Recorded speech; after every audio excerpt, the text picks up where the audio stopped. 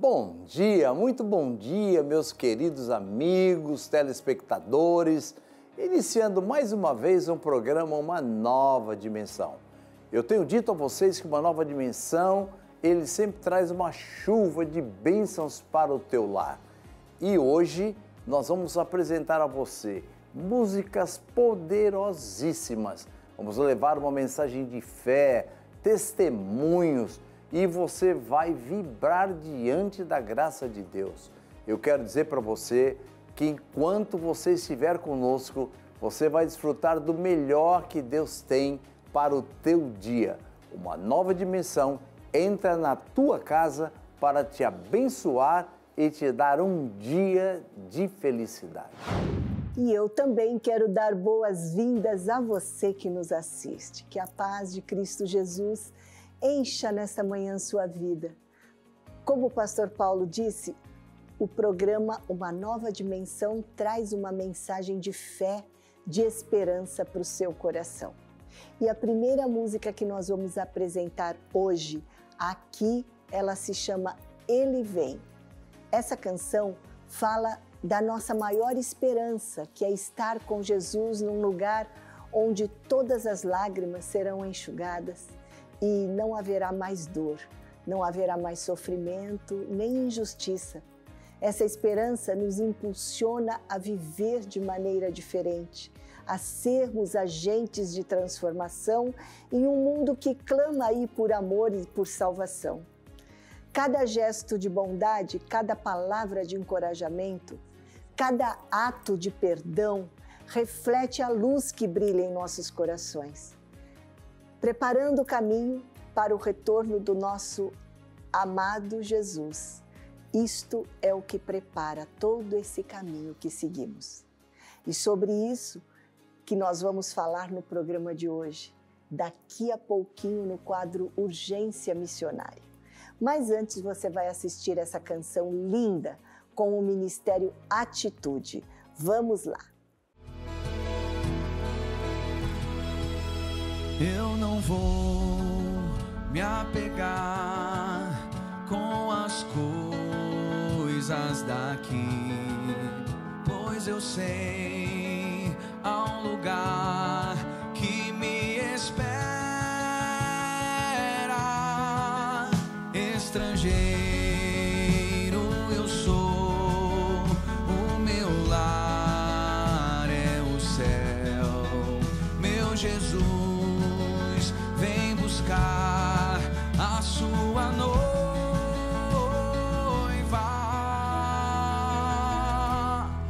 Ele virá num piscar de olhar, e quem estiver pronto com ele irá. Na sua glória com ele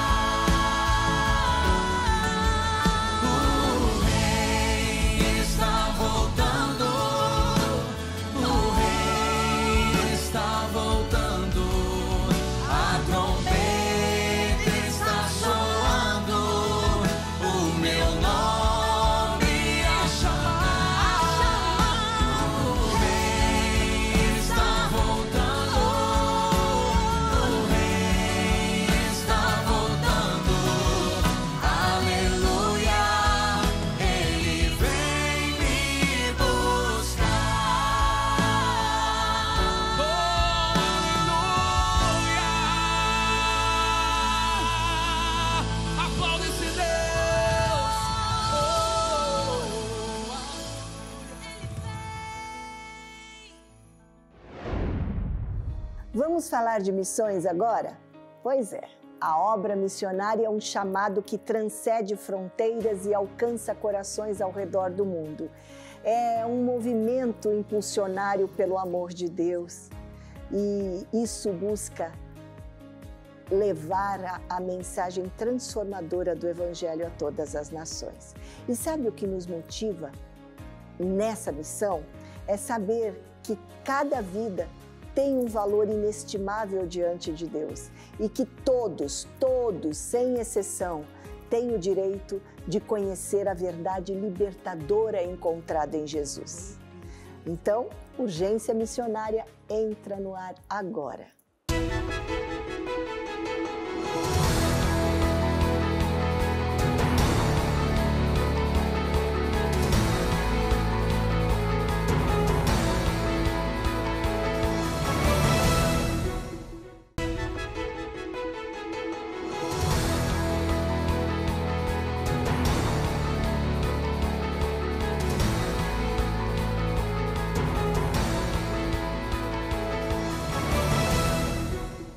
Olá! No Urgência Missionária de hoje vamos falar dele, do nosso querido Brasil. Terra de gente bonita, alegre, que não desanima com as dificuldades, povo guerreiro, solidário. Porém, o Brasil tem carências e muitas delas estão bem diante de nós. São necessidades que vão do social ao espiritual.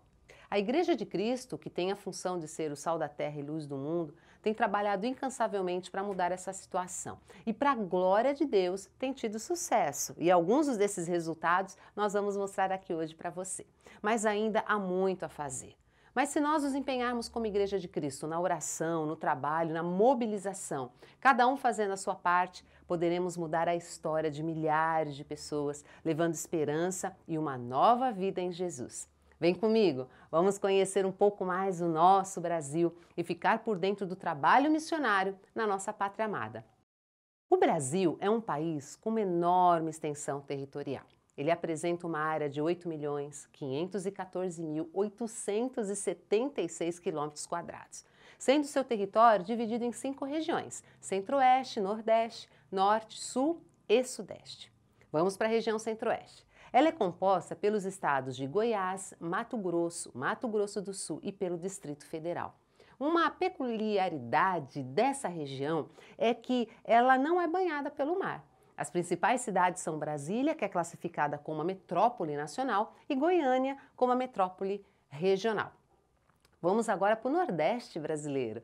Ele é formado pelos estados do Maranhão, Piauí, Ceará, Rio Grande do Norte, Paraíba, Pernambuco, Alagoas, Sergipe e Bahia. É a segunda maior região do Brasil em população, atrás somente do Sudeste. Economicamente, apesar dos muitos problemas apresentados, o Nordeste é a região que mais cresce no Brasil. Porém, esses avanços ainda não se refletiram em melhorias na qualidade de vida da população nordestina, sobretudo no saneamento básico em várias localidades. Vamos agora para o norte do país. A região norte ela é composta pelos estados de Roraima, Acre, Amapá, Amazonas e Pará, Rondônia e Tocantins. É a maior região do Brasil. Ela corresponde a aproximadamente 42% do território nacional, atingindo os 2 maiores estados do Brasil, que é o Amazonas e o Pará.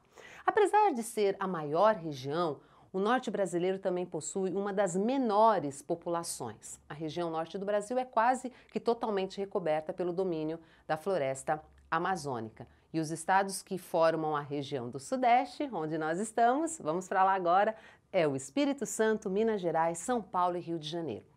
Eles correspondem a aproximadamente 40% da população brasileira. Apesar de ser considerada a região mais moderna do Brasil, o Sudeste carrega consigo graves problemas, socioambientais, quase todos aí vinculados ao que se chama de macrocefalia urbana, que é o inchamento das grandes cidades, tá ok? E agora o sul do Brasil. O sul do Brasil é formado pelos estados de Santa Catarina, Paraná e Rio Grande do Sul. É a menor entre todas as regiões brasileiras, com apenas 3 estados, que é o Paraná, Santa Catarina e Rio Grande do Sul. E a região sul, ela é conhecida por ser a mais fria do país. No programa de hoje, nós iremos destacar algumas regiões e mostrar suas necessidades, os desafios da igreja e o trabalho extraordinário que já vem sendo feito. Então, Vamos viajar agora para o sertão nordestino.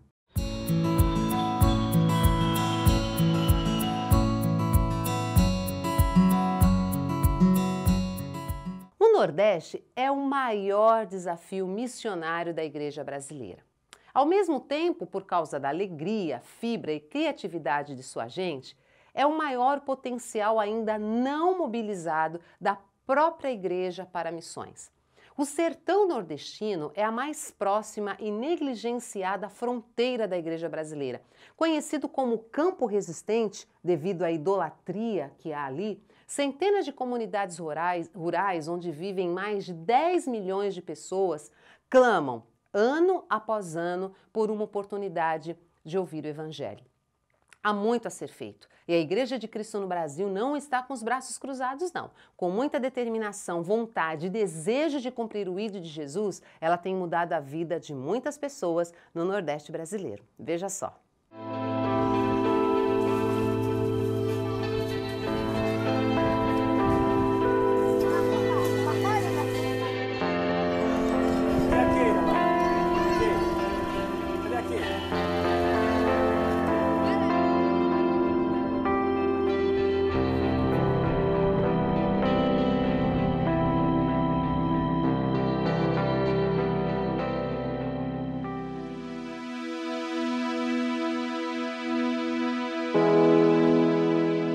O Nordeste brasileiro possui 9 estados, 52 milhões de habitantes.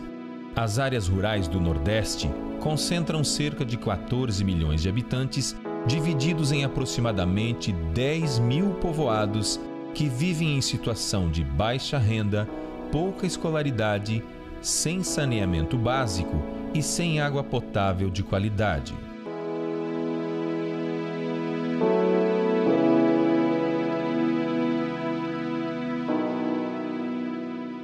A Missão Nordeste, ela começou na nossa vida a partir de 2011.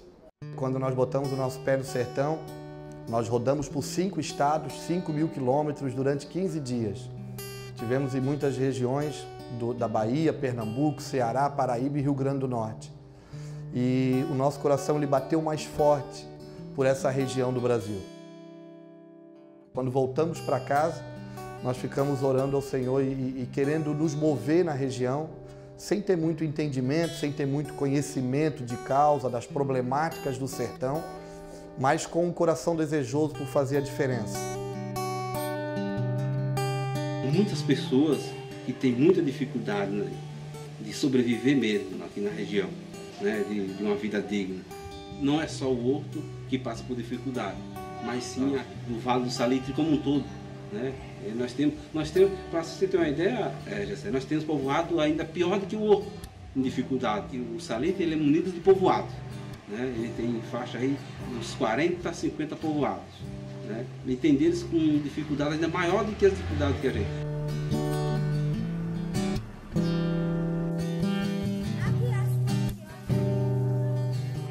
Há um legado no Nordeste também sobre abuso sexual. Há um legado também sobre desprezo, abandono. Há um legado no sertão também sobre as crianças. As crianças, elas nascem e crescem sem muita perspectiva. Muitas crianças ajudam seus pais, né? Trabalham na roça, né? Porque não se tem uma renda que possa garantir que possa ficar sem trabalhar. Né? Então, aí junta uma coisa com a outra, né? Divide o tempo do estudo com o tempo da vida na roça. Né? E roça é muito cansativo, né? É muito desgastante.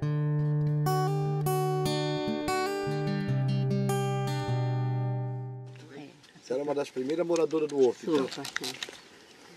Ela começou, faz muitos anos que mora aqui. Vai.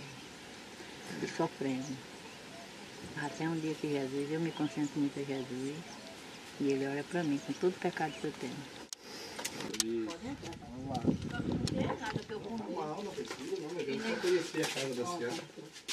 Agora já tem um fogão, da outra vez que eu tinha não tinha fogão. Não tinha porque o esmola que eu recebo, pastor, Sim. é do meu cartãozinho de R$70.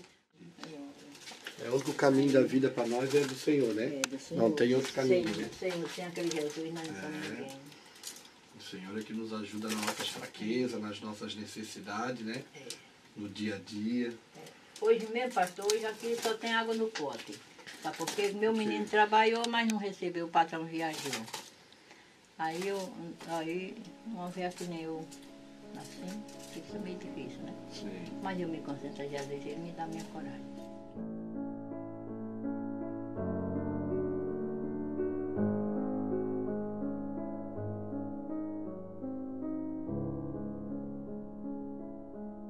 Dos 14 milhões de habitantes das áreas rurais, menos de 1% conhecem a Cristo ou nunca ouviram falar do Jesus da Bíblia.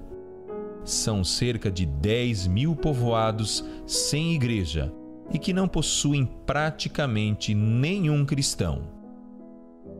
Dos 222 municípios brasileiros com menos de 1% de evangélicos, 138 estão no Nordeste.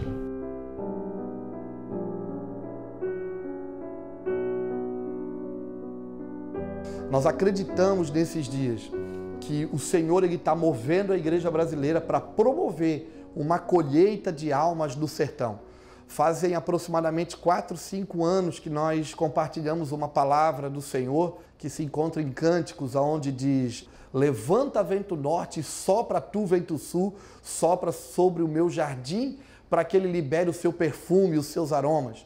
E durante esses 4, 5 anos nós falamos que o Senhor estaria despertando a igreja do norte e mobilizando a igreja do sul.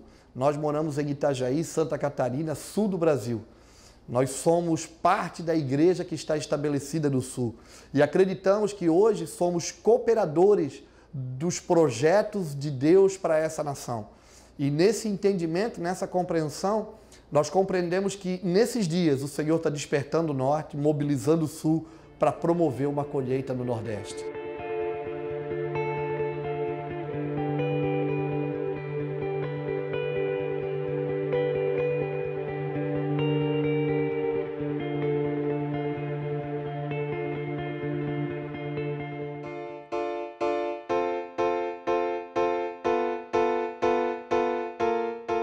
O nosso trabalho hoje no Nordeste, ele partiu através dessa vida simples. Nós queríamos nos envolver com a comunidade, mas queríamos fazer isso de uma maneira bem simples, como a comunidade é, porque as pessoas da comunidade são simples, a vida da comunidade é simples. E a forma mais prática de nós termos igreja naquele local foi sentando à mesa. O Luiz fala isso, né? Pastor José Rodrigues fala isso, que nos últimos anos aquilo que nós chamamos de igreja, a nossa dita religião, ela trocou o púlpito pela mesa. E lá nós preservamos pela mesa, é no partir do pão, é na comunhão dos santos, é no dia a dia. Por isso nós fomos morar na comunidade. Os missionários hoje eles moram na comunidade. Para quê? Para viver a vida da comunidade. Um dia vai para a roça, um dia festeja junto e se alegra junto com o vizinho, um dia chora junto com o vizinho quando ele também está triste, quando ele também está aflito. E é essa forma que a gente tem procurado desenvolver lá no Salitre, lá no Horto. É sentando à mesa, é comendo junto, é sentando debaixo do pé da garoba com um grupo de crianças e de pessoas, de moradores da comunidade, para falar das coisas do dia a dia. O que plantou, o que se colheu hoje, deu sol? Não, o tempo está para chuva, tem muito vento, não, tem muita poeira. E em meio a todas essas conversas, o Cristo, ele é revelado e manifestado de uma maneira prática e simples. É assim que nós encontramos, não a forma, mas a maneira de caminharmos na localidade. Porque é assim que nós vemos o Senhor Jesus, como alguém simples, que sentava à mesa com todo mundo, comia com todo mundo. Jesus era tão simples e ele era tão comum no meio das pessoas que o dia que ele foi traído, alguém precisou dar um beijo para ele ser reconhecido, porque no meio da multidão ele passava desapercebido. Ele era mais um. E nós queremos ser assim, simples e passar desapercebido no meio da multidão, para que depois que nós realizarmos o nosso trabalho, as pessoas possam olhar e dizer: não foi ele, não foi aquele que fez, não foi o A ou o B que fez, mas nós fizemos um trabalho coletivo.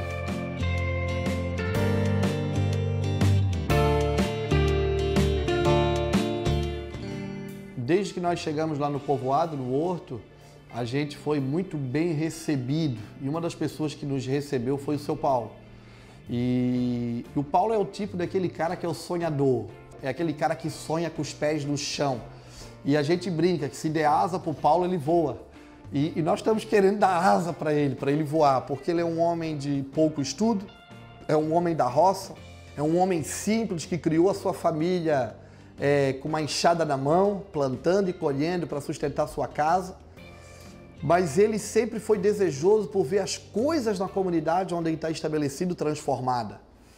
E o Paulo, ele é um encorajador para a nossa vida e para o nosso trabalho.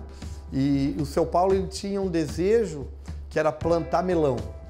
E o Paulo trabalhou a vida toda com a enxada na mão, com muita dificuldade.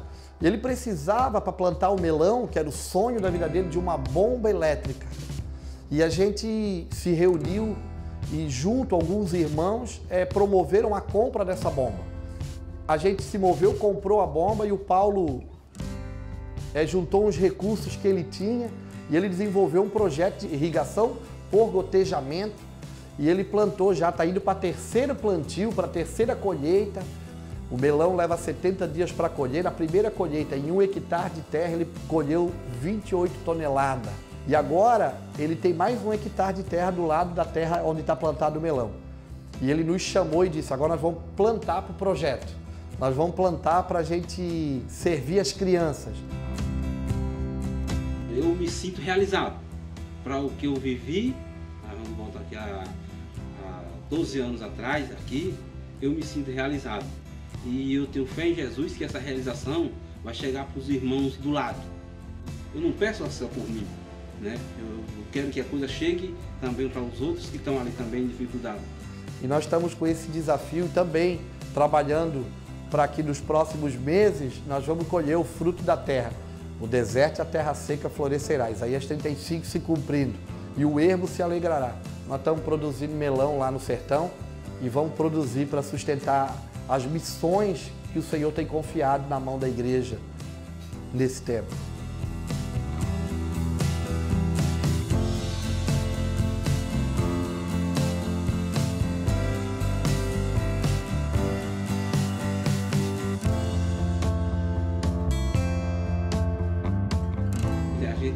A gente viu uma comunidade sem o conhecimento bíblico, assim, muito em conflito, com tudo estavam discutindo, né?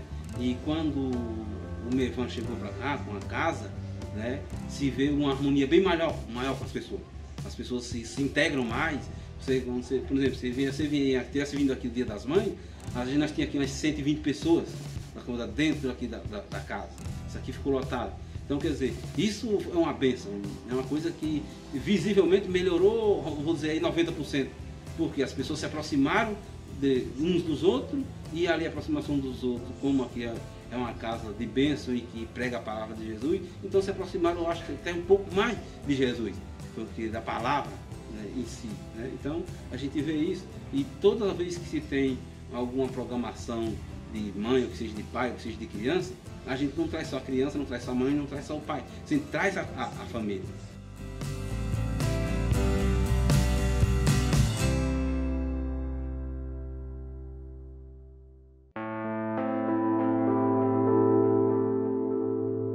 Nós vivemos dentro de uma sociedade que hoje o que mais tem valor são coisas do que vidas. Nós deveríamos valorizar mais as vidas do que as coisas.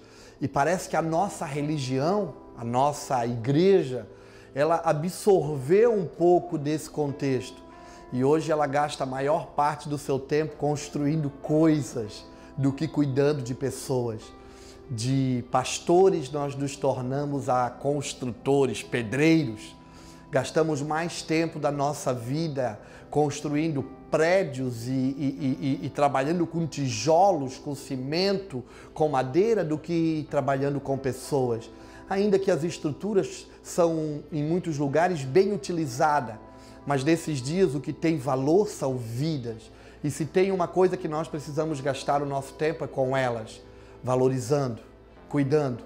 O sertão é muito grande, tem muita beleza natural. Até nos lugares onde a terra seca e a poeira é o cenário, nesse lugar ainda tem uma particularidade, tem uma beleza natural. Mas o que tem de mais precioso no Nordeste brasileiro, no sertão, o que tem de mais precioso na nação brasileira são as pessoas, são as vidas. É por ela que nós nos movemos, desejosos por vê-las transformadas e salvas em Cristo Jesus que nós trabalhamos. Por isso, se tem um lugar que nós queremos gastar o nosso tempo e os nossos dias é em favor do próximo. O maior dos mandamentos. Ama teu Deus acima de todas as coisas e ama o teu próximo como a ti mesmo. Nisso, nós cumprimos toda a lei. Não há como falar do Brasil sem falar dos índios. Atualmente, a maioria da população indígena no Brasil concentra-se na região norte e é para lá que vamos agora.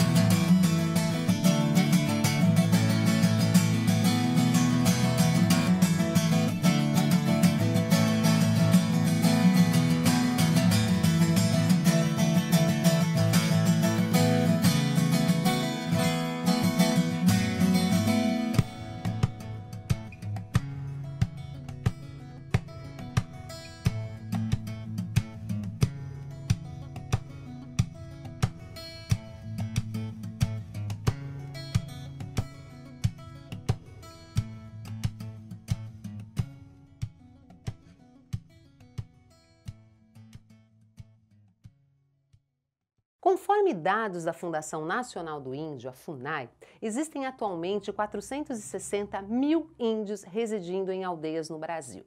No entanto, a população indígena brasileira é maior, pois esses números não incluem os índios que residem em lugares fora de aldeias. Então, estima-se que o número total é cerca de 100 mil índios. Atualmente, são mais de 225 etnias indígenas no Brasil, com 180 línguas e dialetos distintos. Esses grupos estão espalhados em praticamente todo o território nacional, sendo a região norte a que possui o maior número de índios, em especial o estado do Amazonas, que tem 17% do total. Algumas tribos, que são aproximadamente 55, elas são completamente isoladas, não havendo muitas informações sobre elas. Agora, a boa notícia é que a Igreja Evangélica Indígena é a maior que se imaginava e continua crescendo, viu? Há, inclusive, 3 fortes movimentos indígenas, que é o Conselho Nacional de Pastores e Líderes Evangélicos Indígenas, que é o CONPLEI, a Associação de Mulheres Evangélicas Indígenas, a sigla AMEI, e a Associação Indígena de Tradutores Evangélicos. Contudo, gente, ainda há muito a fazer entre os índios, especialmente em missões indígenas. Afirmam que o Brasil precisa atualmente hoje de 500 novos missionários. Você vai conhecer agora a MEVA, que é a Missão Evangélica da Amazônia, que há mais de 50 anos tem desenvolvido um trabalho com os índios no norte do Brasil. Vamos conhecer um pouco dessa história.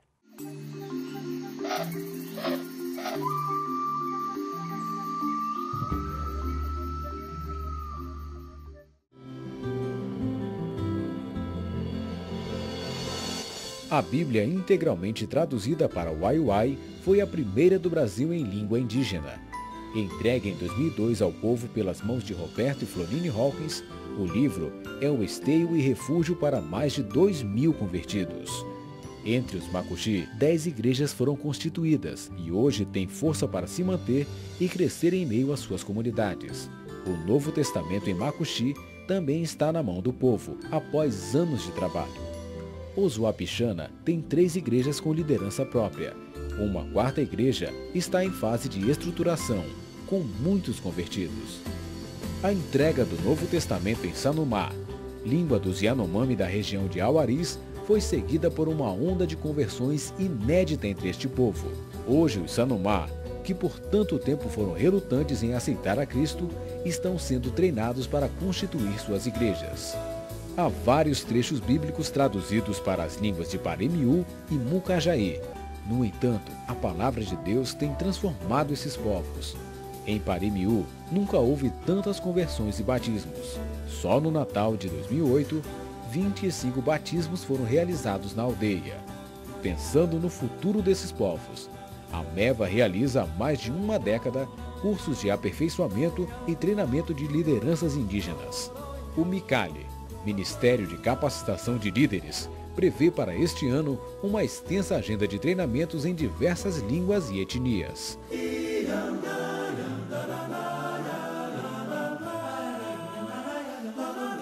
Quase 30 anos se passaram, desde que a MEVA consolidou-se como uma agência da Igreja Brasileira.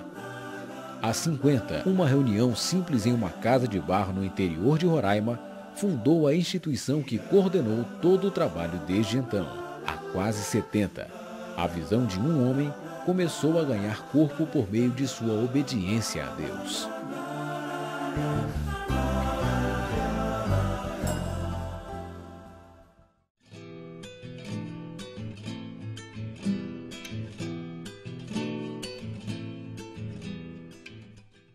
As populações ribeirinhas são povos que vivem nas beiras dos rios e geralmente são extremamente pobres e sofrem com as poluições dos rios, com o esgoto, e com também o assoreamento e a erosão.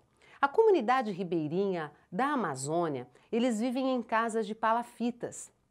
As atividades que eles desempenham são artesanato e agricultura, sabendo que a maioria das culturas e criações de animais são complementares para a alimentação, como a caça, a pesca e algumas coisas a mais relacionadas aos vegetais. Para quem mora numa cidade grande, como por exemplo São Paulo, é um pouco difícil entender ou aceitar como vive a população ribeirinha.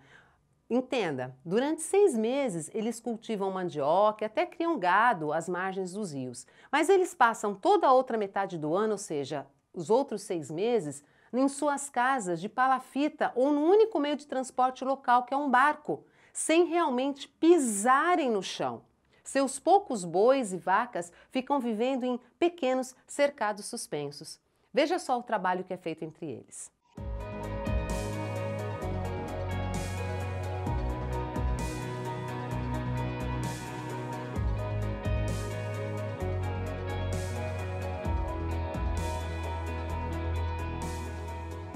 Aí galera, a gente está aqui no aeroporto, saindo para Manaus agora, rumo à nossa missão aí na Floresta Amazônica. Nós estamos com a equipe já de médico, enfermeiro, técnicos de enfermagem e o pessoal do FAM.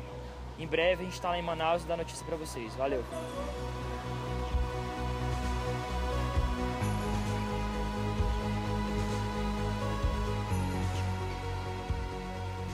Chegamos aqui em Manaus, já encontramos os pastores, pastora Neide e pastor Davi, e agora estamos aqui separando os remédios, todas as doações que foram enviadas, para depois disso fazermos a travessia do Rio Solimões e levar esses remédios até as comunidades para os atendimentos médicos em Curarezinho e Pacatuba.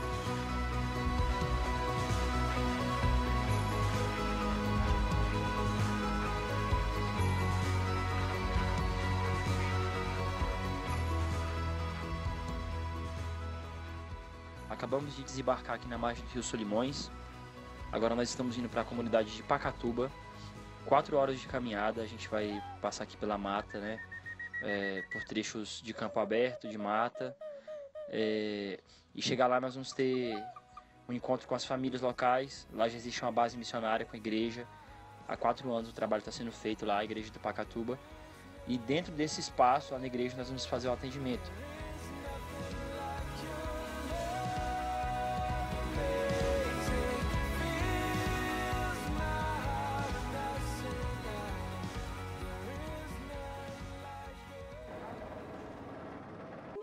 uma base de treinamento, que aqui já funciona uma igreja, aqui já é uma igreja.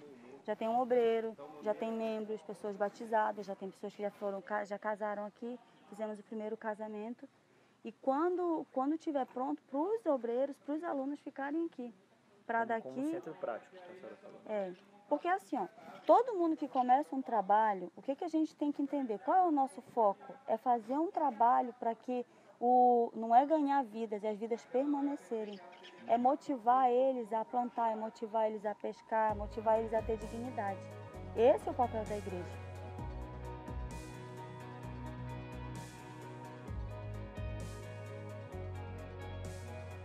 É a primeira vez que a gente traz um médico para cá, médico brasileiro, que nunca veio aqui, né? Nós tivemos a experiência de trazer uma médica americana, que veio na enchente, mas na seca nós nunca tivemos um médico aqui, né? Um médico que pudesse vir dar um suporte como ele está pretendendo dar para a gente. A gente sempre faz um atendimento com algum técnico de enfermagem, ou então a gente mesmo que lê a bula e faz. Então eu acho que vai ser o primeiro de muitos. Também, assim, às vezes mais superficial? Superficial, é só na dipirona, paracetamol, ibuprofeno e diclofenaco. A nossa escola bíblica, hoje nós temos 45 crianças, só crianças. Então, assim, nosso alvo é as crianças aqui. E todas elas já foram abusadas, hoje elas já passaram por um processo de cura, e elas vão contar as experiências delas para vocês. É muito legal isso, é muito legal elas falarem que Jesus curou. Elas sempre falam quando a gente... Tem um menino que quando a gente chegava aqui, ele falava, o amor chegou. Né? Entende que Deus é amor, não é a gente, é Deus. Fizemos os atendimentos aqui em Pacatuba, mais de 200 pessoas foram atendidas, né? Cerca de umas 20 famílias. E agora nós estamos indo para Curarizinho, outra comunidade ribeirinha, onde nós vamos dar prosseguimento no evangelismo e nos atendimentos médicos. Espero que Deus ele faça grandes coisas naquele lugar também.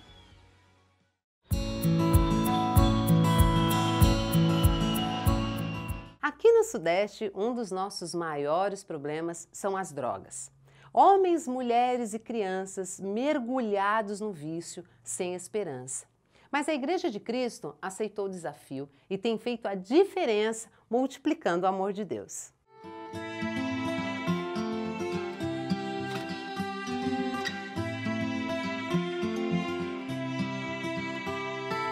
Para alguns, a Cracolândia foi o fim. Mas para outros, foi o começo de uma nova história. Durante 14 anos, a minha vida estava presa nas drogas.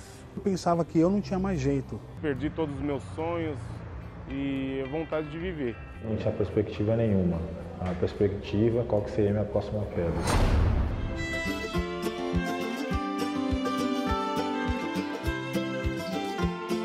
A Cracolândia para muitos é um lugar de perdição, destruição. Mas para mim foi o local onde eu encontrei a Cristolândia, foi o local onde eu encontrei Deus. Aquilo que estava adormecido dentro de mim, Deus fez despertar. Eu fiquei na Cristolândia 2 anos e 9 meses. Através de lá eu pude voltar aos estudos. Deus começou a mudar a história da minha vida. Hoje eu tenho sonhos, tenho objetivos.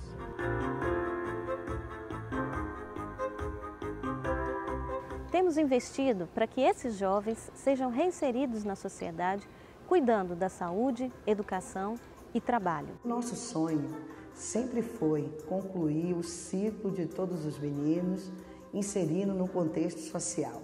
Concluir o ensino médio dentro do projeto Cristolândia e Mãe Soraya, uma grande incentivadora nossa, nos inscreveu no vestibular. Quando eu vi o meu nome, Jones Anderson da Cruz Quintiliano, aprovado no vestibular em Guera, foi uma felicidade imensa. Foi um momento de muita alegria. Foi uma festa e começamos a pensar como iríamos fazer agora, com 6 meninos aprovados no vestibular. Fizemos uma campanha de oração e jejum e fomos conversar com o reitor da faculdade. O diretor e o reitor gostaram demais do projeto, porém, nos deparamos com uma grande dificuldade. Eles disseram, aqui nós não doamos bolsa. E eu então falei para o reitor, olha, eu orei a Deus e pedi o seu coração. Não me diga não.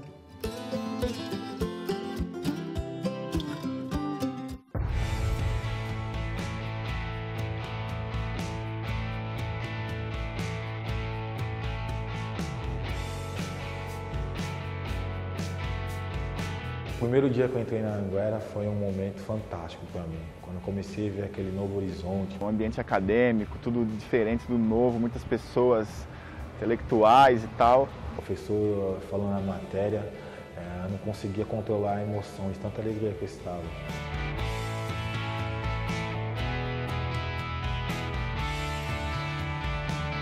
O meu futuro é se tornar um professor de educação física para estar ajudando os alunos da Cristolândia também através do exercício físico.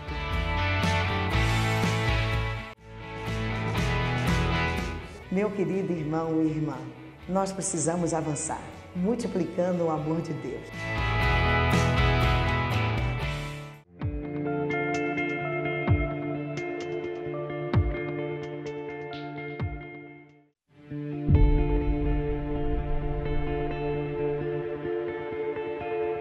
Minha mãe, pra mim, sabe o que ela falava? Você é um lixo, você é um cachorro, você nasceu pra quê? Ficava jogando na minha cara.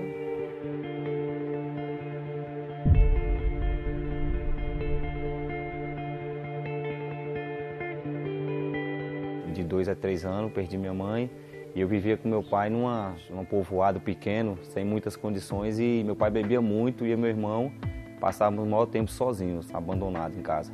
Eu tinha 11 anos quando eu comecei. Aí não conseguia mais largar a droga. Ficava todo dia usando droga, todo dia.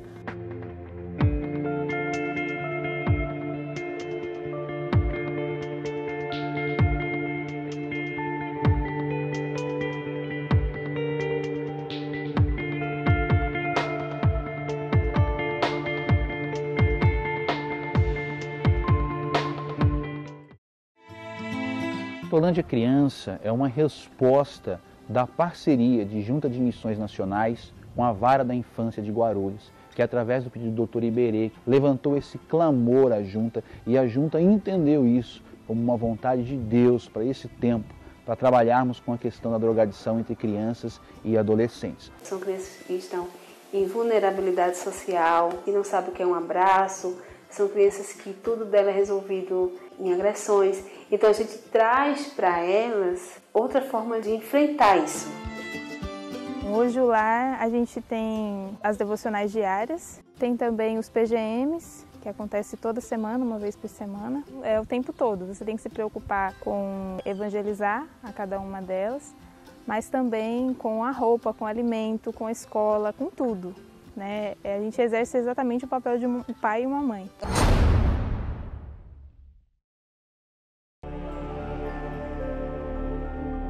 Nós já estamos acompanhando uma jovem de 16 anos que foi encaminhada pela Vara da Infância, está conosco há 2 meses. Nós temos visto uma grande evolução na vida dela, nós temos visto o quanto ela tem se dedicado e esforçado, fazendo as atividades, as devocionais, o esforço dela junto com toda a equipe de missionários de missões nacionais que atua em Cristolândia Criança para a sua libertação. Foi Deus que me colocou aqui na Cristolândia.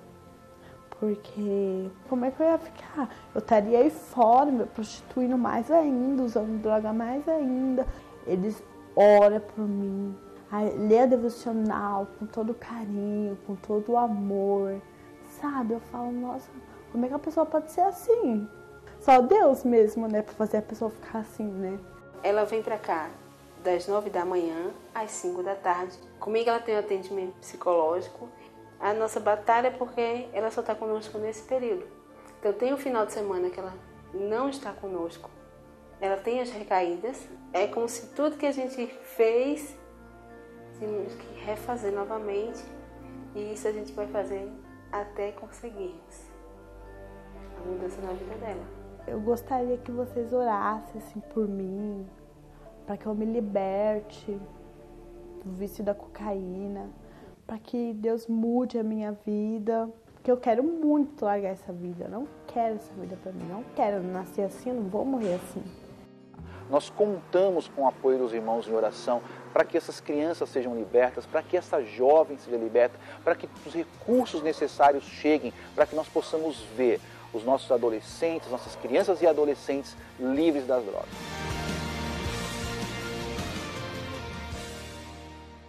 você também pode fazer parte da história de transformação de muita gente com aquilo que você tem em mãos. Na igreja primitiva, os cristãos eles entendiam que tudo que eles tinham, inclusive as casas, era para serviço do Senhor. Os lares estavam sempre abertos para oração, comunhão e refeições. A sua casa pode ser um local de refúgio para os vizinhos angustiados e para aqueles que estão com os corações abatidos. Você pode abençoar a muitos com estudos bíblicos em pequenos grupos. Nós gastamos muito tempo cuidando de coisas, mas o Senhor nos chama para cuidar de pessoas. Por isso é preciso planejar, separar tempo, convidar pessoas, investir em relacionamentos. Não precisa ser nada muito elaborado, nem muito caro. O objetivo é desenvolver relacionamentos e estar aberto ao que Deus quer fazer. Faça um bolo, chame algumas vizinhas para um chá à tarde, leia um texto bíblico, compartilhe sua fé, ouça os outros, busque as pessoas.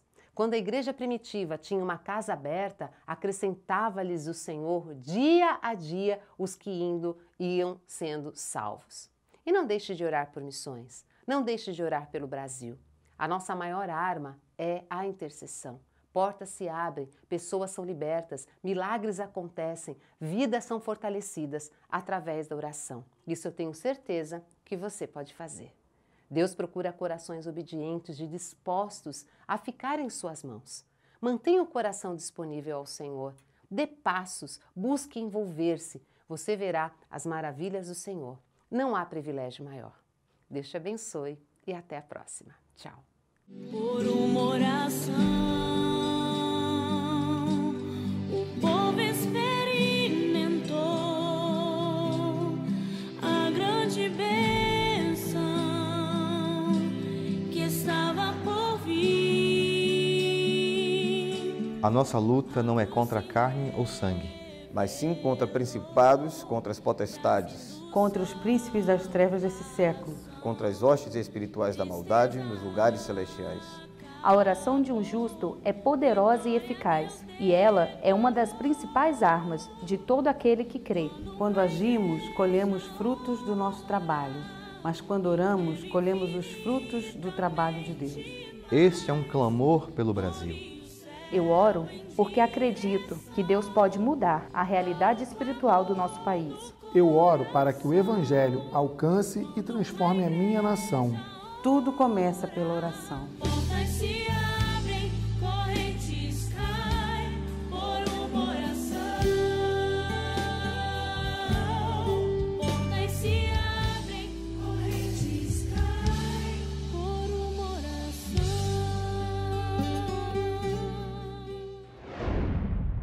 E eu desejo que a obra missionária continue a se expandir, alcançando os confins da terra, levando consolo aos aflitos, paz aos atribulados e transformação também àqueles corações sedentos de Deus.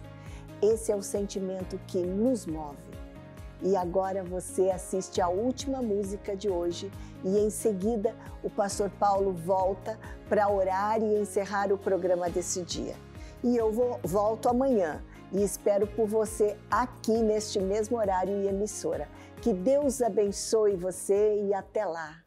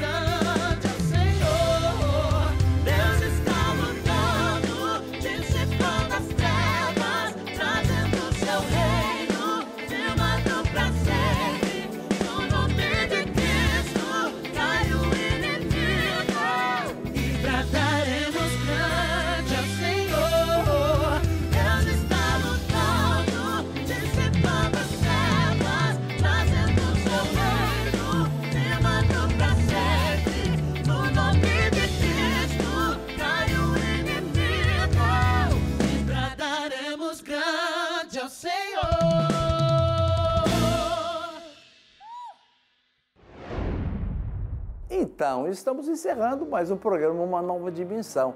Eu não prometi para você que a bênção de Deus chegaria até a tua casa? Com certeza chegou. E é no encerramento desse dia, com muita alegria, eu estou feliz hoje por poder dar a você uma porção daquilo que Deus já nos deu. E ainda vou fazer uma oração de fé para a tua vida, para a tua família, para todos os seus. E eu quero que você fique um pouquinho parado, aonde você estiver. Curve a tua cabeça, feche os seus olhos e eu vou levantar a minha mão para te abençoar. Pai, em nome de Jesus, aí estão os meus irmãos, amigos, telespectadores que estão assistindo o programa Uma Nova Dimensão. Que a tua bênção chegue na vida de cada um. Bênção de saúde, bênção de fortalecimento. Aqueles que estão enfermos sejam curados agora, no nome de Jesus. Ao aflito, dá-lhe a paz. Ao oprimido, Senhor, liberta-o agora, no nome de Jesus. E aquele que está agora recebendo a alegria do céu, do teu Espírito, que com lágrimas nos olhos eles possam dizer: glória te damos, porque recebemos uma oração de fé. Em nome de Jesus, eu vos abençoo nesse dia, para a glória de Deus o Pai. Amém.